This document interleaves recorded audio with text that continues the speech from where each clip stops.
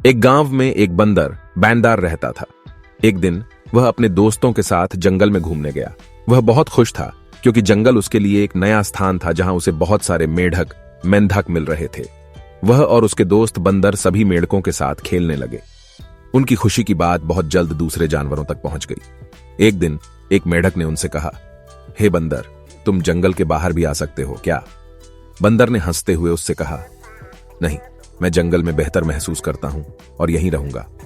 बाद में जब बारिश आई, जंगल में बड़ा बाढ़ आ गई। सभी मेढक तेजी से जंगल के बाहर निकलने की कोशिश करने लगे, लेकिन उन्हें यह काम नहीं कर पाया। वे उच्च स्थान पर चढ़ने की कोशिश करने लगे और देखते ही देखते सभी मेढकों ने उनके पीछे पकड़ ली। बंदर ने भी उनके पीछे पकड़ लिया। बंदर और मेढक सभी एक सुरंग में छिप गए जहां उन्हें सुरक्षा मिल गई। जब बाढ़ समाप्त हुई, सभी मेढक सुरंग से बाहर निकल गए। बंदर भी उनके साथ बाहर आया, लेकिन उसके पैरों में प्रवेश जल्दी हो गया।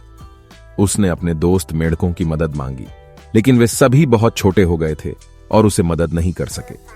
बंदर अकेला और परेशान होकर रह गया।